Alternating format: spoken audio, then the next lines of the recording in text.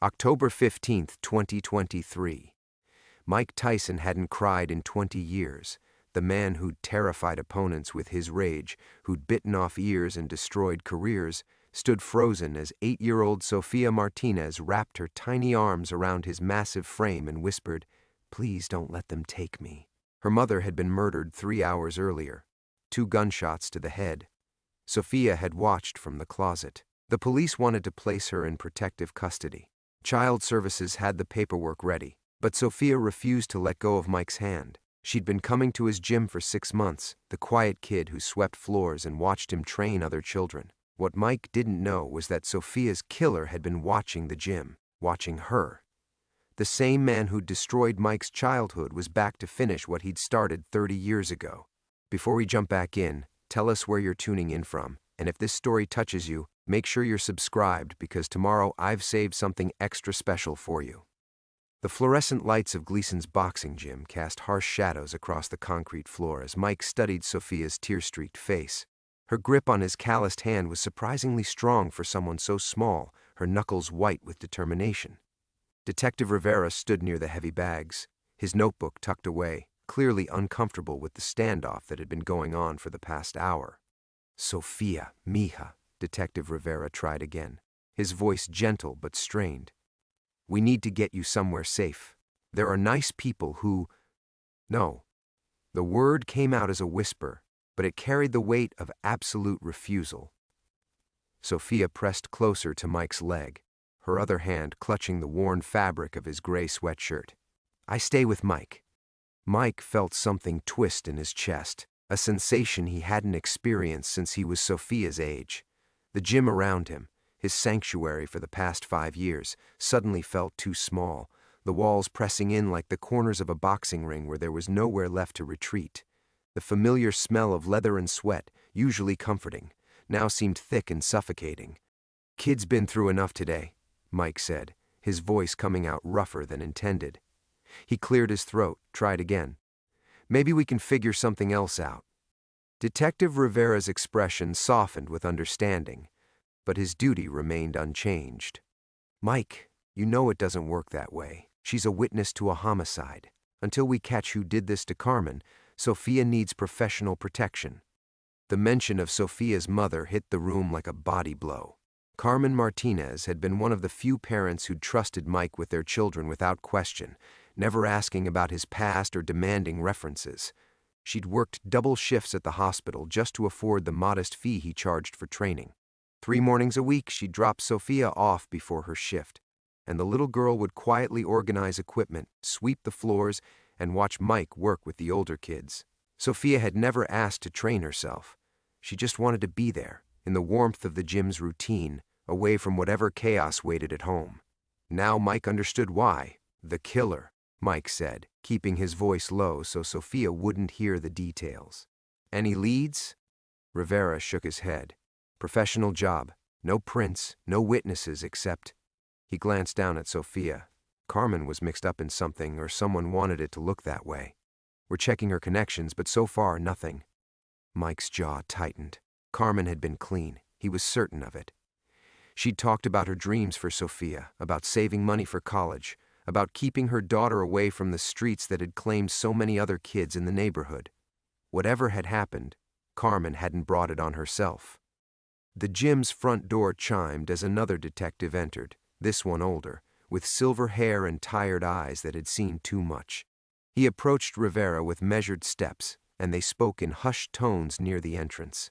Mike caught fragments. Additional security concerns. Pattern of victims. Recommend immediate relocation. Sofia's grip tightened, and Mike realized she was listening too, her 8-year-old mind processing more than any child should have to understand.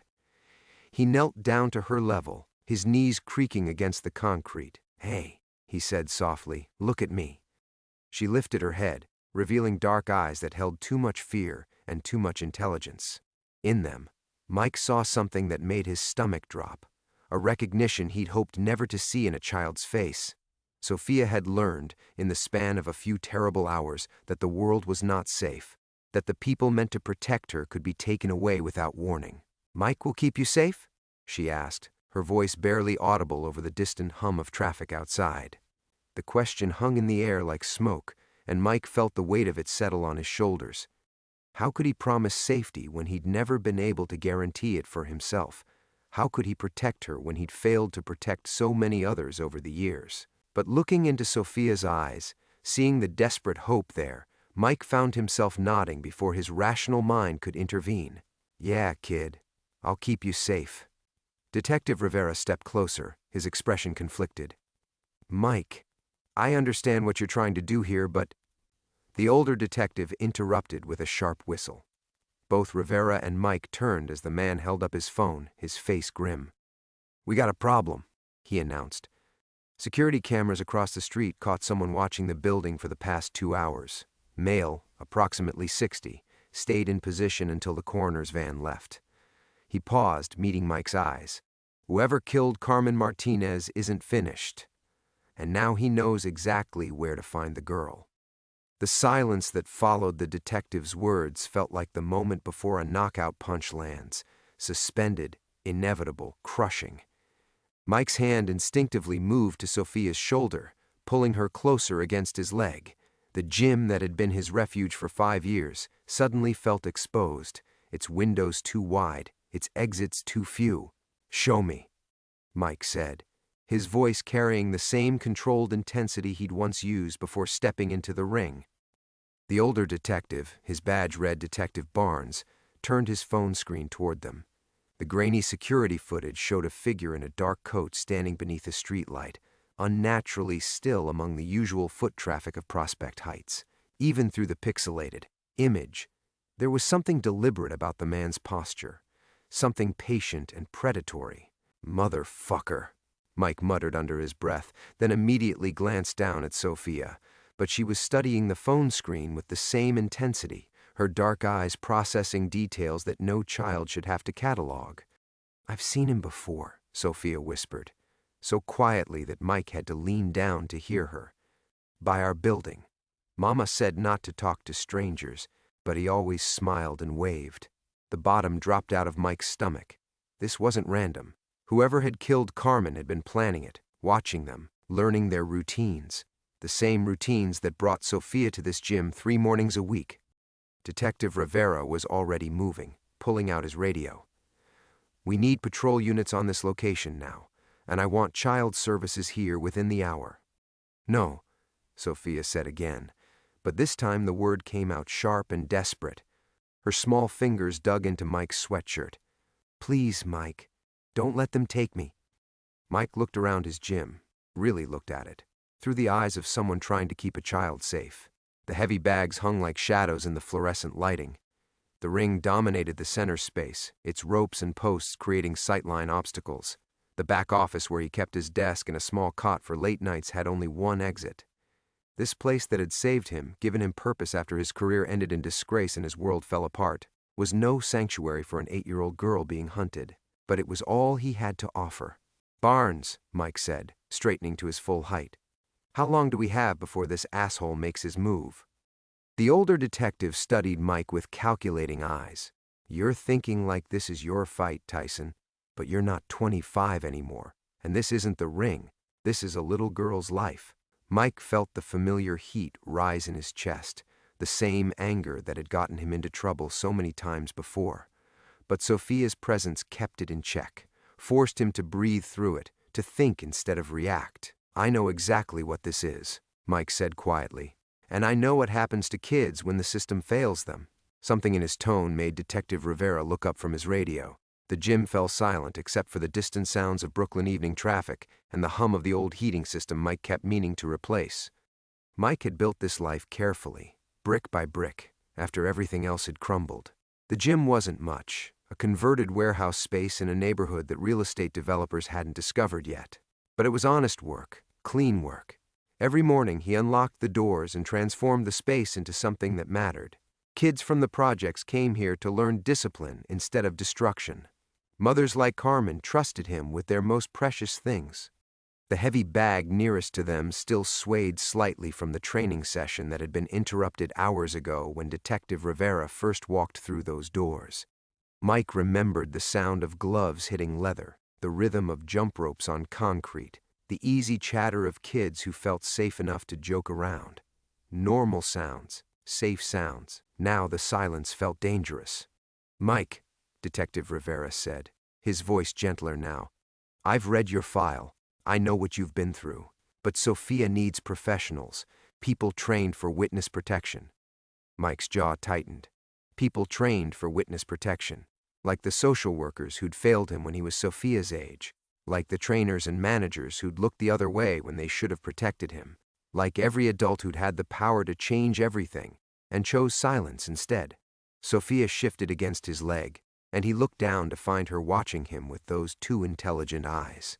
In them, he saw not just fear, but recognition. She understood somehow that the adults talking over her head were deciding her fate without asking what she needed. "What if they can't keep her safe?" Mike asked. "What if this guy gets to her anyway?" Detective Barnes pocketed his phone. "Then that's on us, not on you." But Mike knew better. Safety wasn't something other people could promise and deliver. It was something you fought for every single day against a world that wanted to take everything from you. And looking at Sofia, he realized he was ready to fight again. Detective Barnes's phone rang, shattering the moment. The harsh electronic sound cut through the gym's tense silence, and Mike felt Sofia flinch against his leg. Barnes stepped away to answer, his voice dropping to a murmur that somehow made the conversation more ominous than if Mike could hear every word. "We'll get patrol cars stationed outside," Detective Rivera said, trying to fill the uncomfortable quiet. 24-hour protection until—" "That won't be enough," a voice interrupted from the gym's entrance. Everyone turned toward the sound. An elderly man stood silhouetted in the doorway, his slight frame backlit by the streetlights outside. He moved with the careful precision of someone whose body had betrayed him, but his eyes, pale blue and sharp as razors, remained predatory. Mike's blood turned to ice. "Hello, Michael." The man stepped into the fluorescent lighting, revealing a face that had haunted Mike's nightmares for 3 decades. Thin white hair, wire-rimmed glasses, the same patient smile that had preceded years of horror. "You look well." The gym tilted around Mike. His vision tunneled, and for a moment he was 13 years old again, trapped in that basement training room where the real lessons had nothing to do with boxing. The smell of leather and sweat transformed into something sickening, something that brought back memories of hands that shouldn't touch, and promises that were really threats. "No," Mike whispered, but the word came out strangled, barely human. Detective Rivera stepped forward, his hand moving instinctively toward his weapon. "Sir, this is a crime scene. You need to—" "Detective, my name is Vincent D'Angelo." The old man's voice carried the same authority it had wielded decades ago, when frightened boys hung on his every word. "I'm here to help with the Sofia Martinez situation." Sofia pressed harder against Mike's leg, and he could feel her trembling. His body wanted to run, to grab her and flee through the back exit, but his legs felt rooted to the concrete floor. Vincent D'Angelo, the name he'd tried to forget, attached to the face that had taught him violence was love and silence was survival. "How do you know about Sofia?" Detective Rivera demanded. D'Angelo smiled, the same expression that had once made Mike feel special, chosen, before he understood what it really meant. "I've been following this case with great interest. Carmen Martinez's death was unfortunate, but not unexpected." Detective Barnes ended his phone call and approached, sizing up the newcomer with experienced eyes. "And you are?" "Vincent D'Angelo. I run the Metropolitan Youth Athletic Association." D'Angelo reached into his coat pocket and produced a business card, his movements deliberate and non-threatening. "We provide specialized protection services for at-risk children. I believe Sofia would be much safer in our care." The business card looked legitimate, professional. But Mike knew the truth behind D'Angelo's organizations, the network of gyms and youth programs that served as hunting grounds. How many kids had disappeared into that system over the years? How many had learned to stay quiet about what happened in the private training rooms? "Carmen knew the risks when she refused our help," D'Angelo continued, his pale eyes never leaving Mike's face. "Some people make poor choices about who to trust with their children." The words hit like physical blows. Mike's hands clenched into fists, muscle memory from countless fights flooding back. But Sofia was right there, and he couldn't let her see him lose control. Couldn't let her witness the violence that lived inside him. "You son of a bitch," Mike managed, his voice barely contained. D'Angelo's smile widened. "Now, Michael, is that any way to speak in front of a child? I taught you better manners than that." The gymnasium walls seemed to close in further. Every shadow held memories of that basement. Every sound echoed with the whispers of boys who'd learned to disappear inside themselves. Mike could feel Sofia looking up at him, sensing the change in his breathing, the way his whole body had gone rigid. Detective Rivera stepped between them. "Sir, I'm going to need to see some identification beyond a business card, and an explanation of how you knew to come here." Of course, Detective D'Angelo reached for his wallet with the same measured calm. "I've been tracking the Martinez case because Carmen's sister reached out to us for help several weeks ago.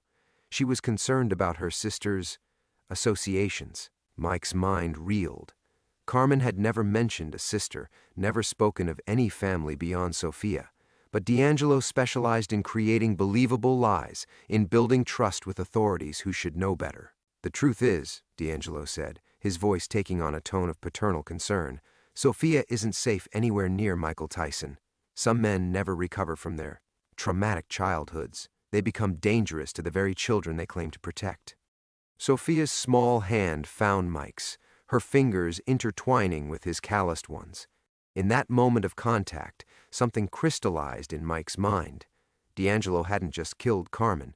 He'd orchestrated everything to bring Sofia here, to this moment, knowing Mike would try to protect her, and knowing Mike would be too broken by the past to fight back effectively. The hunter had finally come to collect what he believed was his. The gym fell silent except for the overhead fluorescents buzzing like trapped insects. Mike's throat felt sealed shut, his vocal cords paralyzed by 30 years of buried terror.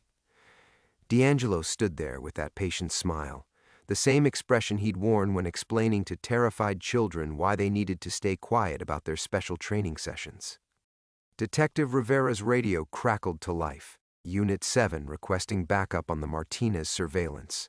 Subject has moved position, now northbound on Flatbush." "Copy that," Rivera responded, but his eyes remained fixed on D'Angelo. Something in the old man's presence had shifted the room's energy, made everyone unconsciously step back except Mike, who remained frozen in place. "Vincent, I know that name," Detective Barnes said slowly, pulling out his phone. "Give me a minute to run this." D'Angelo's smile never wavered. "By all means, Detective. I've worked with law enforcement for over 40 years. You'll find my credentials are impeccable." That was the worst part. Mike knew they would be. D'Angelo had always been careful, always cultivated relationships with cops, judges, social workers. The Metropolitan Youth Athletic Association probably had glowing references, impressive success stories, carefully scrubbed records, the perfect camouflage for a predator who understood that official approval was the best shield against suspicion. Sofia's grip on Mike's hand tightened. She couldn't understand the undercurrents in the room, but children were sensitive to adult fear. She could feel the tension radiating from Mike's body, see how the other adults had unconsciously positioned themselves as if preparing for violence.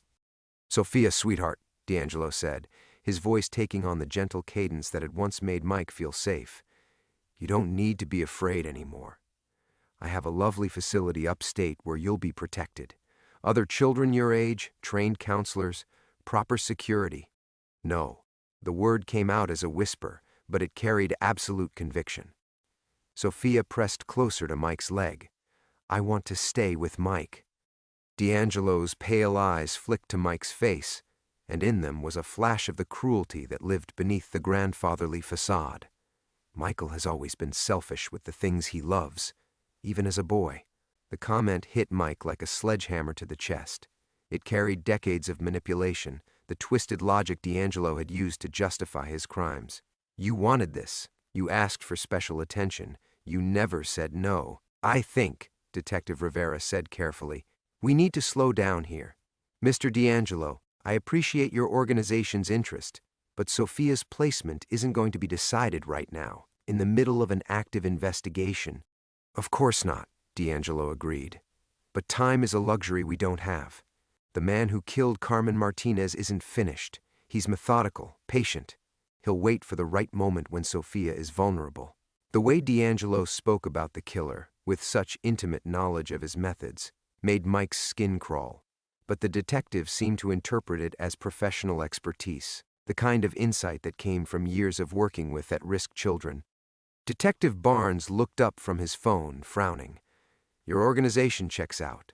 Impressive funding, board of directors includes 2 federal judges. He paused, studying D'Angelo more closely. Says here you've been doing this work since the 1980s. A calling, not just a career, D'Angelo replied smoothly. I've dedicated my life to protecting children who have nowhere else to turn. Mike wanted to scream, to tell them what kind of protection D'Angelo really offered. But his voice remained locked away, buried under years of learned helplessness. Even now, as a grown man who'd once been the most feared fighter in the world, he felt like that terrified 13-year-old who'd been taught that silence was survival. Sofia tugged on his hand, drawing his attention downward. Her dark eyes searched his face with unsettling perception. Mike, are you okay? The simple question, asked with genuine concern, cracked something loose in his chest. Here was this little girl, who'd just lost everything, worried about him. It was Carmen all over again. People who saw good in him despite everything, who trusted him when they should have known better. I'm fine, kid, he managed, his voice hoarse. But he wasn't fine, and they all knew it. D'Angelo's presence had transformed him from Sofia's protector into just another broken victim. The old man had walked into Mike's sanctuary and reclaimed the power he'd wielded decades ago, with just a smile and a few carefully chosen words. Michael, D'Angelo said, his voice carrying false warmth, why don't you come visit our facility tomorrow? See what we have to offer. I think you'd be impressed by how much the program has grown since you knew it. The invitation hung in the air like poison gas. Mike knew exactly what D'Angelo was really saying. Come back to where it all started. Come back and remember what you really are. And despite everything, his age, his strength, his hard-won independence, Mike felt the familiar pull of compliance, the voice that whispered he had no choice but to obey. The hunter had never really let him go.